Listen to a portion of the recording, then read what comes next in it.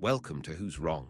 If you're into messy stories, blurred morals, and moments that make you stop and ask, wait, who's actually wrong here?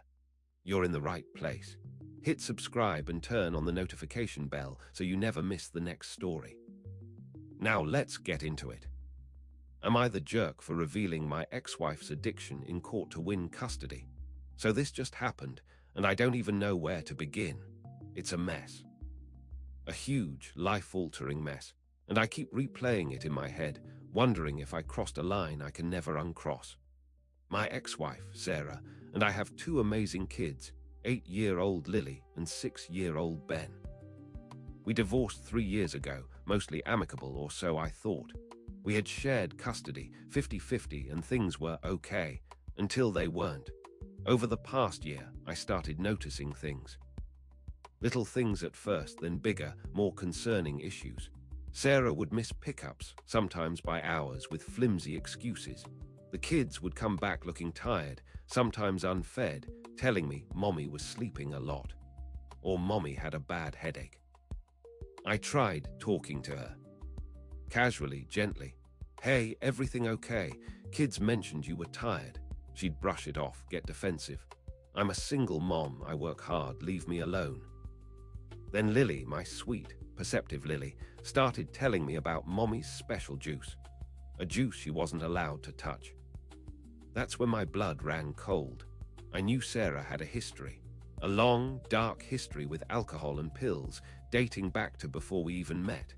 She'd been sober for years, or so I believed. When we got together, she was in recovery, going to meetings. I supported her, stood by her, thought she was truly past it. It became clear she wasn't. I started documenting everything. Dates, times, missed pickups, the kids' comments. Every red flag. It tore me apart inside, knowing what she was struggling with, but also knowing what it meant for my children. Their safety, their well-being, that was my priority. I tried one last time. I sat her down, told her I loved her, that I was worried. Offered to help her find resources, go to meetings with her. She blew up, called me controlling, manipulative, said I was trying to sabotage her, take the kids away. Every accusation she threw at me just solidified my decision. I filed for full custody. The court process was brutal. She denied everything, of course. Said I was an overprotective ex, making things up. Her lawyer painted me as vindictive, trying to punish her. It looked bad for a while. It was my word against hers, and she was a very convincing liar, especially when sober and putting on a front. I had the documentation, yes, but it was circumstantial. Text messages, my notes, not clinical proof. My lawyer told me it would be a tough fight without something more concrete. He asked if there was anything from her past, anything that could establish a pattern. That's when I remembered. When we were dating, before we got married, she had a pretty severe relapse. She ended up in a rehab facility for a month. I was with her every step of the way, supported her through it. I even had some of her old discharge papers, medical records, things she'd given me to hold onto for support, to remind her of how far she'd come. Papers detailing her prior battle with addiction. I showed them to my lawyer. He looked at me, a long, serious look. He said using these would be a nuclear option. It would devastate her, professionally and personally. But it would also strengthen our case immensely, proving a pattern, establishing a medical history that wasn't just my word. I agonized over it. For days, nights, my conscience screamed. This was my ex-wife, the mother of my children. This was deeply personal, painful information she had trusted me with. It felt like a fundamental betrayal, a violation of a past intimacy. But then I looked at my kids. Lily's worried eyes, Ben's quiet withdrawals. I thought about the times they'd been left alone, the missed meals, the instability. I thought about Sarah spiraling further and what that could mean for them. Selfishness versus protection, betrayal versus responsibility. I gave the papers to my lawyer. In court, when her lawyer was grilling me, trying to make me out to be a liar, my lawyer dropped them. The medical records, detailed clinical accounts of her stays in rehab, her diagnoses, the specific substances she'd battled. Sarah's face, oh God, her face. It went from defiance to ash. It crumpled. She broke down right there in the courtroom. It was raw, devastating. She looked at me with such shock, such pain, such betrayal. I couldn't meet her eyes for long. I just looked at the judge. We won. I got full custody with supervised visitation for Sarah, conditioned on her getting treatment and staying sober. It was a victory, but it felt hollow. She hates me now. She won't even look at me. The kids are with me. They're safe. They're thriving. But the cost was her dignity, her reputation, her trust in me, completely shattered. She'll forever view me as the monster who used her deepest vulnerabilities against her. Was I the jerk? Was this protection or betrayal disguised as justice? So what do you think? Was using her past addiction records to win custody the right thing to do, or a terrible betrayal? Let's take a look at what some of the top comments said. Commenter 1 said, "No way op, you did the right thing, kids come first." Commenter 2 said, "This just feels cruel. You could have won without humiliating her." Commenter 3 said, "I'm sober too. If someone used my records against me, I wouldn't recover from that either. Am I wrong for letting my best friend think her toxic boyfriend died, rather than telling her he just ghosted her? Hear what happened, and I still can't quite wrap my head around it. This is a mess of epic proportions, and I'm really struggling with if I did the right thing or if I'm just a terrible person. My best friend, Chloe, has been in this on-again, off-again, completely toxic relationship with a guy named Mark for 3 years. Mark was a piece of work. Charming at first, sure, but underneath all that, he was manipulative, controlling, and just plain awful. He'd cheat on her, disappear for days, gaslight her, tell her she was crazy for even questioning him. He borrowed money he never paid back. He even once left her stranded in another city after a fight. Everyone, and I mean everyone, her family, our friends, even strangers who saw their interactions, told Chloe to dump him. But she was obsessed. She loved him, or at least the idea of him. And every time he'd come back with a pathetic apology and a bouquet of flowers, she'd take him back. It was a vicious cycle that was destroying her confidence, her finances, and her mental health. I watched her waste away, crying herself to sleep, cancelling plans with us to wait for him to call. It was heartbreaking. About a month ago, Mark did his usual disappearing act. No calls, no texts, no social media activity. At first, Chloe was frantic as usual, calling him endlessly, checking his last active status, driving by his apartment. The usual panic attack cycle. But this time, something felt different. He'd been gone for longer than ever before. A week turned into 2. Chloe was devastated, but also, oddly, getting a little resigned. She started talking about how maybe this was finally it. How maybe she deserved better. It was a glimmer of hope I hadn't seen in years. Then, a mutual acquaintance, someone who barely knew Mark, posted something cryptic on Facebook. It said something like, "So sad to hear about Mark. Taken too soon." My heart jumped into my throat. Mark, dead. I knew it was a long shot, probably a different Mark, but a cold dread settled over me. Chloe hadn't seen it yet. I immediately called the mutual acquaintance, a guy named David. I tried to sound casual. "Hey, saw your post about Mark. Which Mark is that?" And David, bless his clueless heart, goes, "Oh, Mark Johnson. The one who dated Chloe. Yeah, super sad. Apparently a car accident on the highway last week. His family just confirmed it." My stomach dropped. Mark Johnson, Chloe's Mark. I hung up, reeling. Mark was dead. The toxic, manipulative, soul-sucking Mark was gone. And then I had an idea. A terrible, horrible, no good, very bad idea. Chloe was finally starting to peek her head out of the Mark-shaped hole she'd been in. If she knew he just ghosted her again, that he was alive and well, and just chose to disappear without a word after everything he'd put her through, it would crush her. She'd go right back to blaming herself, analyzing every conversation, waiting for him to reappear. She'd never truly move on. But if she thought he was dead, there would be a finality. A tragic ending, yes, but an ending nonetheless. There would be no more hope for his return, no more agonizing over why he left. Just a definitive, albeit heartbreaking, closure. I made a choice. I went straight to Chloe's apartment. She was a mess, but a different kind of mess. Less frenzied, more melancholic. She asked if I'd heard anything from him. I took a deep breath. "Chloe," I said, my voice heavy. "I heard something about Mark." Her eyes widened. "What? Is he okay? Did he call you?" "No," I said, trying to sound genuinely distraught, which wasn't hard given my internal turmoil. He was in a car accident. He didn't make it." The look on her face, it was a raw, primal scream of grief. She collapsed into my arms, sobbing uncontrollably. For days, she was inconsolable. I stayed with her, brought her food, just held her while she cried. It was agonizing, watching her hurt, knowing I was fueling a lie. But then, slowly, something shifted. Her grief, while profound, started to turn into something else. She started remembering the good times, filtering out the bad. She talked about how much she loved him, how much she missed him, but she also started talking about moving forward, about honoring his memory by living her best life.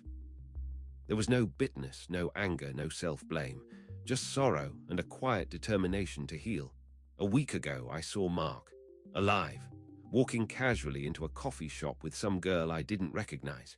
He looked perfectly fine. I ducked behind a planter, my heart pounding. He had just ghosted everyone, made a clean break. The acquaintance had been mistaken, mixed him up with someone else, or just spread a rumor without checking. Chloe, meanwhile, is doing better than she has in years. She's finally getting therapy. She's putting herself out there, focused on her career. She's still sad about Mark, but it's a healthy sadness, a loss that has an end. She thinks he died, and that's what's allowing her to heal. Do I tell her the truth now and shatter everything? Or do I let the lie stand, knowing it's the only way she's truly free of him? Was this cruelty or mercy in disguise? So what do you think? Should I tell Chloe the truth about Mark, or let her believe he's dead so she can move on? Let's take a look at what some of the top comments said. Commenter 1 said, "This feels manipulative. She deserved the truth." Commenter 2 said, "Honestly, I would have done the same. You were protecting her heart." Commenter 3 said, "You made her grieve a lie. That's unforgivable." Am I the jerk for witnessing a terrible prank at my friend's wedding and staying silent to protect him? I don't even know where to start with this one. It's been bugging me for months, and I can't tell if I'm a loyal friend or just a terrible person. My best friend, Alex, got married about 6 months ago. It was a beautiful wedding, classic, elegant, the whole 9 yards. His wife, Sarah, is amazing, truly. They're perfect together. I was the best man, and I was genuinely happy for him. The reception was in full swing, music blasting, people dancing, everyone having a great time. I was at the open bar, getting a drink, when Alex's cousin, Mike, stumbles up to me. Mike is kind of a wild card, known for his questionable humor and often inappropriate pranks. I should have seen the red flags immediately. He had this manic gleam in his eye, and he was holding a small, clear plastic baggie. Inside it, I could see something, a white, powdery substance. He leans in close, smelling heavily of booze and slurs. "Hey man, check this out. Best wedding prank ever." My heart instantly sank. Dude, no. Whatever you're thinking, don't. He just grinned. "Too late, man. Already done. That ain't regular sugar in the champagne toast flute." He gestured vaguely towards the head table, where Alex and Sarah were just finishing their speeches, getting ready for the toast. My stomach dropped. What did you do?" He giggled. "Just a little laxative. Not enough to kill 'em, just enough to make 'em remember their wedding night, you know." He poked my arm playfully. I stared at the baggie. It definitely wasn't sugar. It looked like some form of laxative powder, something you'd find at a pharmacy. My mind raced. Laxative, in the champagne, for Alex and Sarah, on their wedding night. My first thought was panic. What if Sarah has a medical condition? What if it's too much? What if it ruins literally the most important night of their lives? My best friend's wedding. I wanted to scream at Mike, to tackle him, to warn Alex and Sarah. But it was too late. I looked over. The toasts were happening. The glasses were raised. Alex and Sarah took a sip, then a louder gulp as everyone drained their flutes. I watched, frozen. Mike just stood there, swaying slightly, watching the head table with an evil grin. The rest of the night was a blur of anxiety for me. I kept an eye on Alex and Sarah, trying to gauge if they were feeling anything. They seemed fine, laughing, dancing, totally oblivious. It wasn't until later that night, when I was back in my hotel room, that I got a text from Alex. It was short and kind of panicked. "Dude, call me. Something is seriously wrong with me and Sarah. We're both violently ill." My blood ran cold. The laxative, it had worked, and it sounded like it had worked too well. I immediately felt a wave of guilt and shame wash over me. I knew. I had witnessed the crime, and I had said nothing. I called him back. He was in the middle of describing the absolute horror of their wedding night. Projectile vomiting, severe stomach cramps, endless trips to the bathroom. Sarah, his beautiful new wife, was in tears, feeling awful and completely confused about what was happening. Their first night as a married couple, completely ruined, spent in agonizing pain and sickness. He kept asking if I had any clue what could have happened. Maybe the food. He was grasping at straws, trying to find an explanation. And I lied. "No man, no idea," I said, trying to keep my voice steady. "Maybe something with the catering, food poisoning." He agreed. That seemed like the most logical explanation. He sounded defeated, utterly miserable. I could have told him. I could have told him his cousin, the guy he trusted, the guy whose side of the family Sarah just joined, was responsible. I could have exposed Mike right there. Alex would have been furious, disgusted. He would have handled Mike, no doubt. Mike would have faced consequences, probably been disowned by the family, and possibly even faced legal repercussions for poisoning them. But it was Alex's wedding, his family, his perfect day, already ruined by the prank itself. If I told him the truth, it would unleash a whole other level of drama, a massive family rift on top of the ruined night. It would forever taint his memories of his wedding, not just with sickness, but with betrayal within his own family. So I kept my mouth shut. I let them believe it was food poisoning. Mike, as far as I know, got away with it completely. He's still part of the family, still occasionally irritating. Alex and Sarah, bless their hearts, have moved on, though they occasionally joke darkly about that awful wedding food. Every time I see Mike at a family gathering, my stomach clenches. Every time Alex mentions his wedding night, I feel a pang of guilt. I protected my best friend from knowing the devastating truth about his cousin's cruelty, from the deep family drama it would cause.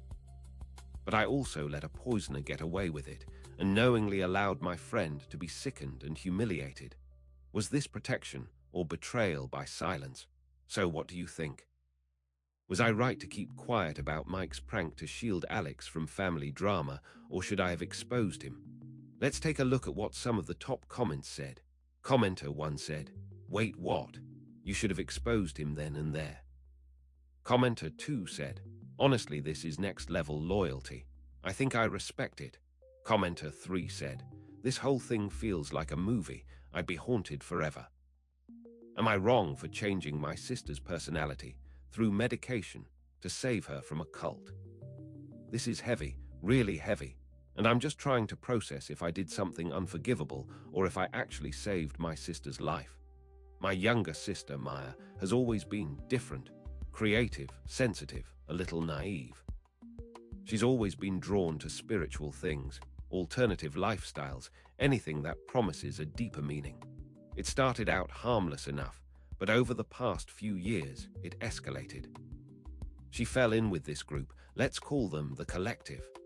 At first, it seemed like a yoga retreat, meditation and organic food, but then it started to get darker. They moved to a remote compound. She cut off most contact with our family. When she did call, it was to preach about the true path and the divine energy and how we were all asleep. She started giving them all her money, all her assets. She looked gaunt, her eyes had this distant, almost vacant look. Every time I tried to talk sense into her, she'd get defensive, say I was being negative, that I didn't understand. My parents were distraught. We tried everything.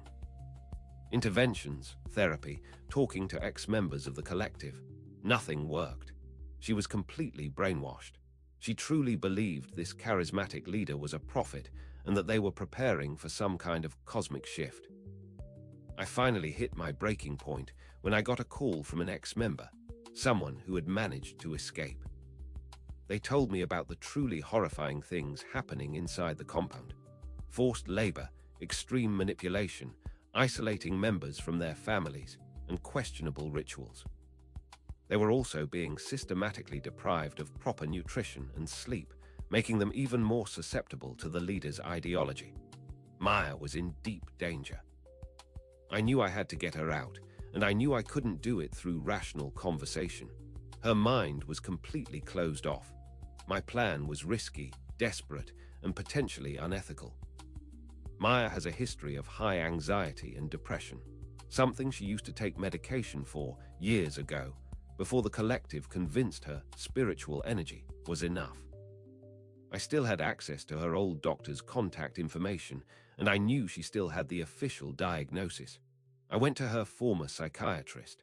I explained the situation, the cult, the brainwashing, the danger. I brought proof. Screenshots of Maya's disturbing social media posts, testimonials from an ex-member, articles about the cult. I begged the doctor to help, to prescribe her the anti-anxiety and antidepressant medication she used to take, just to get her baseline functioning back, to pull her out of that trance-like state. The doctor was hesitant, understandably, but after seeing the full picture and with the official diagnosis on file, he agreed to write the prescription. He said it was an extreme measure, but in cases of severe mental manipulation and potential harm, stabilizing her brain chemistry might be the only way to break through. He gave me strict instructions on dosage. The hard part was getting her to take it. We planned a rescue. It involved my brother and me going to the compound posing as seekers, interested in joining. We spent a few days there, observing. Maya was even more gone than I imagined. She looked like a ghost. One evening, I managed to get her alone under the guise of wanting to learn a special meditation technique. I brought her a special healthful tea that I claimed was a blend from our grandmother, something she used to love. It was laced with the psychiatric medication. I did this for days. Each time I saw her, I'd bring her a new cup of tea. First, it was just the prescribed dose. Then, a little more. My heart ached every time, feeling like I was poisoning her, manipulating her in the same way the cult was. I hated myself for it. Slowly, subtly, I started to see a shift. Her eyes seemed to regain a little focus. She looked a little more tired, yes, but less vacant, more grounded. She started asking questions about mundane things, like our parents, about movies she used to love. She seemed less enthusiastic about the cosmic shift. After about 2 weeks, she told me she didn't feel right. She felt foggy, unfocused, and a little nauseous. She said she wanted to go home, just for a visit. To see Mom and Dad. My brother and I immediately capitalized on this. We convinced her to leave the compound, just for a weekend, to recharge. The cult leader was resistant, but Maya was suddenly more assertive than I'd seen her in years. She left. When she got home, we continued the medication, secretly in her food or drink, for another few weeks.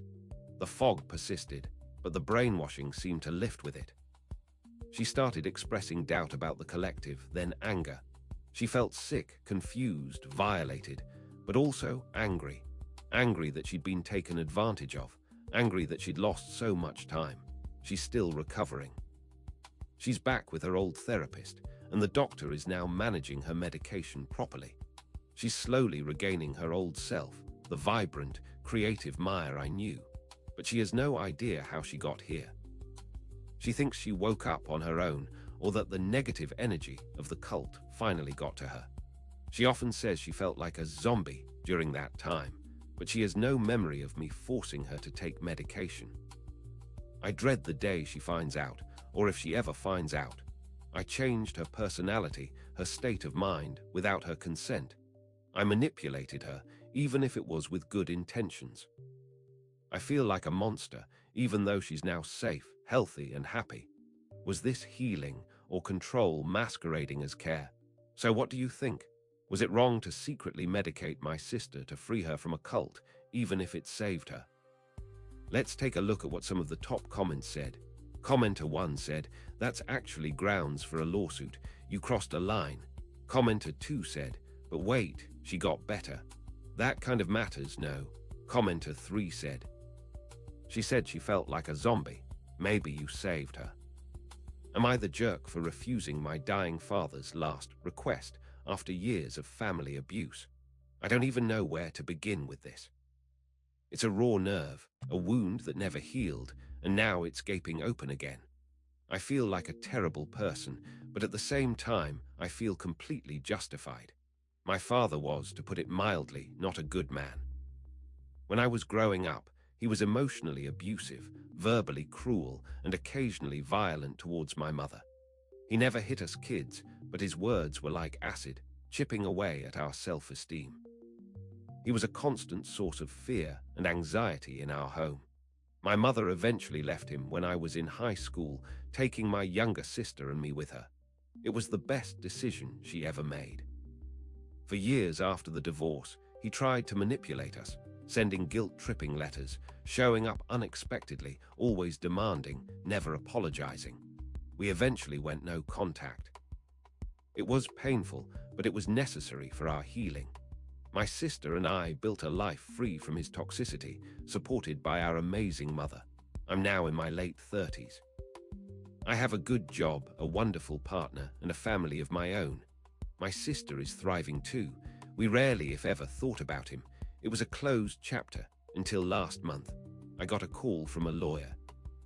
My father was in the hospital, dying of aggressive cancer. He had maybe a few weeks left. The news hit me like a ton of bricks. Not grief, not sadness, but a jumble of emotions I hadn't expected. Shock, a strange kind of relief, and an overwhelming sense of dread. The lawyer said my father had one last request. He wanted to see me. To make amends, he said, to say goodbye. My initial reaction was a hard no. Absolutely not. The pain, the trauma, the years of therapy it took to unpack his abuse, I wasn't going to open that door for a deathbed performance. I told the lawyer I wasn't interested. I owed him nothing. But the lawyer, bless his persistent soul, kept calling. He said my father specifically asked for me alone, not my sister. He was insistent. He said my father had something important to tell me, something he needed to get off his chest before he died. He practically begged me, saying it was a dying man's last wish. My partner tried to be supportive, saying it was my decision, but gently suggested that perhaps it would give me closure. My mother, surprisingly, said the same thing. "He's dying," she said, her voice soft. "Maybe you should go, for yourself, to finally close that chapter completely." I wrestled with it for days. The idea of seeing him, of being in the same room as the man who cast such a long, dark shadow over my childhood, filled me with a deep, visceral revulsion. I also felt a flicker of curiosity. What could he possibly say? What amends could he make that would erase decades of pain? I decided that if I went, it would be on my terms. I called the lawyer back and said, "Okay, I'll go. But I'll only listen. I won't engage. And if he tries to manipulate me or guilt-trip me, I'm walking out." The lawyer agreed to relay the message, so I went. The hospital room was sterile, quiet, filled with the hum of machines. He was a shadow of the man I remembered. Gaunt, frail, his skin almost translucent. He looked small. It was jarring.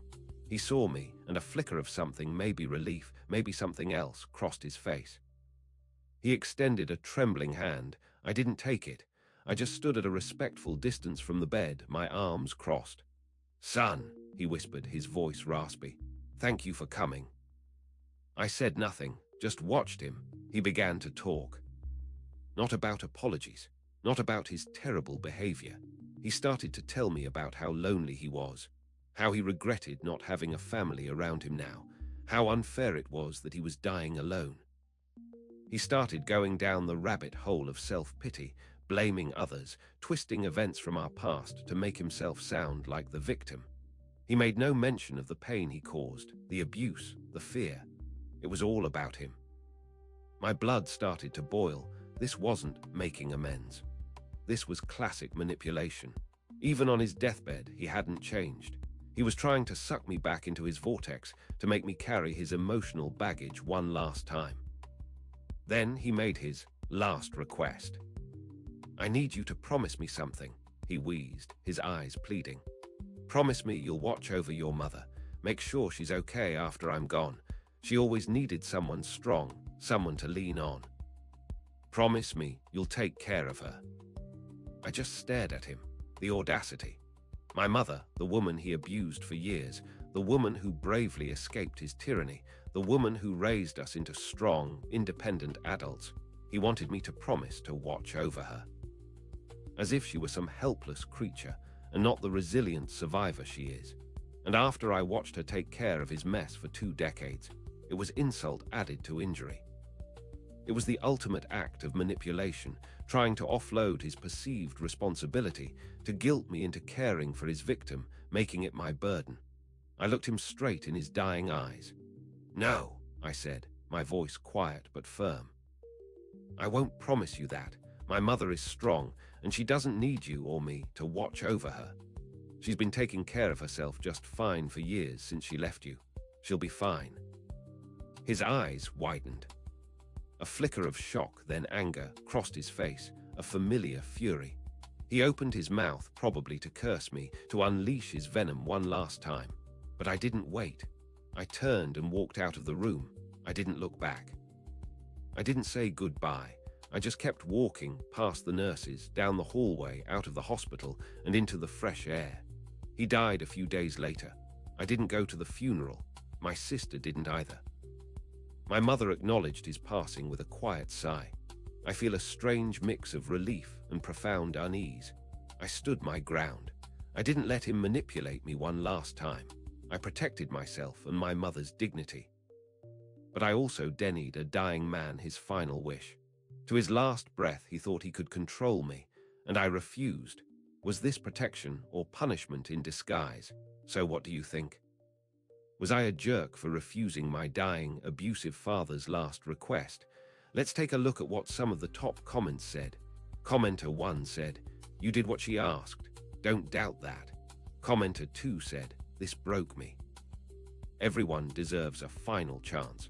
Commenter 3 said, "Why didn't you just let him say goodbye in silence?" Who's wrong here? For telling my boss about my coworker's dark secrets that put our company at risk. I am so torn about this whole situation. It's eating me alive. I think I did the right thing, but it feels so dirty, so underhanded, and now I'm questioning everything. I work at a relatively small but rapidly growing tech startup. It's tight-knit, everyone knows everyone, and we pride ourselves on being like a family.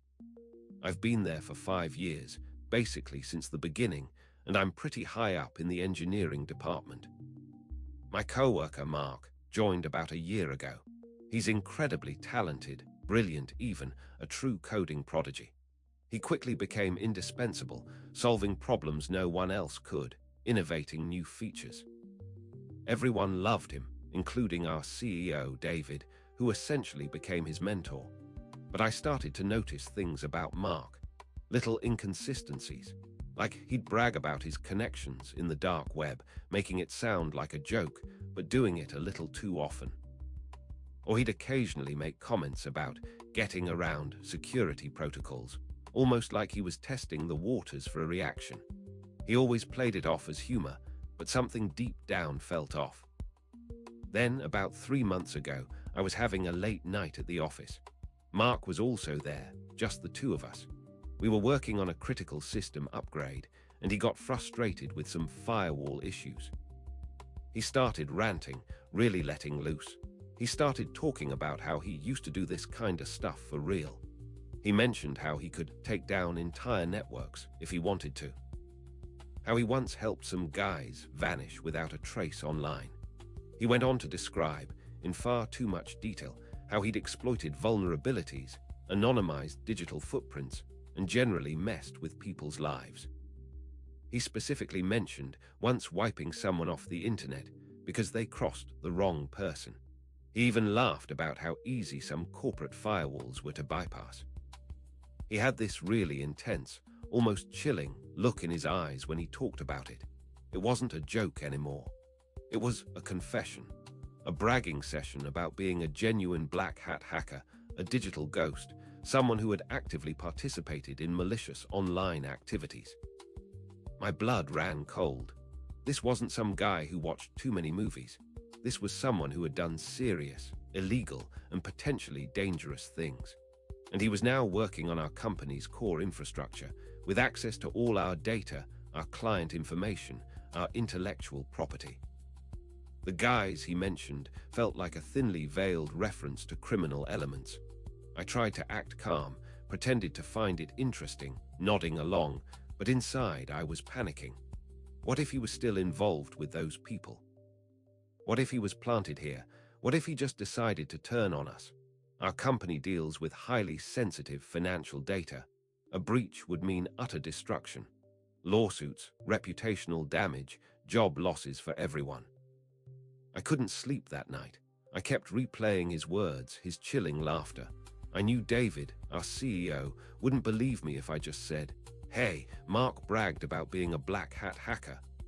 Mark was his golden boy, his protege. He'd think I was jealous or paranoid, so I decided to collect something concrete.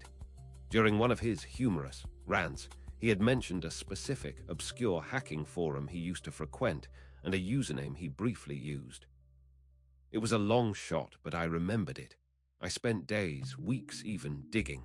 It felt like I was betraying a coworker, but the stakes were too high. I finally found it, an old forum, long inactive but cached. And there, under his old username, were posts detailing incredibly sophisticated hacking techniques, bragging about real-world exploits, and even discussions about how to social engineer people for access. The dates lined up perfectly with the time he said he was doing this stuff. There were veiled references to clients and payments for his services. It was undeniable proof. It wasn't a joke. He was serious. He was a cybercriminal. I formatted everything into a discreet, anonymous report. I didn't want my name attached to it. I didn't want Mark to know it was me. I sent it directly to David, our CEO, and to our head of legal through an anonymous email address I created for this very purpose. I included links to the cached forum pages explaining how to verify his identity through other details he had shared casually. It paid off. A few days later, Mark was gone. Quietly. No fanfare, no goodbye email. Just vanished. The official story was that he left for personal reasons. But I saw the security team packing up his desk late one night. A week later, David called me into his office. He looked shaken. He thanked me for the anonymous tip that brought potential vulnerabilities to our attention. He didn't mention Mark by name, but the implication was clear. He said the person was a tremendous risk, and that they were lucky to have caught it. He said he had initiated a full security audit across all our systems. I got promoted a few weeks later. A huge raise, more responsibility. David trusts me more than ever. My company is safe. I probably saved it from a catastrophic breach, but I can't shake the feeling. I secretly investigated a coworker, exposed his dark past, and effectively ruined his career, possibly his life, knowing he confided in me. Even if he brought it on himself with his past actions, I was the one who pulled the trigger. I was the one who broke the trust of a colleague. Was this safety or sabotage in mask? So what do you think? Was I right to dig up and reveal my coworker's criminal past to my boss, or was it an overreach and betrayal of trust? Let's take a look at what some of the top comments said. Commenter 1 said, "Nope, I don't blame you." That stuff he said was scary. Commenter 2 said, "You might have just sabotaged his only safe place to open up." Commenter 3 said, "Wow, now I'm scared for you. That ending gave me chills." Make sure to subscribe and hit that notification bell so you never miss a new video from us. We'll see you in the next one.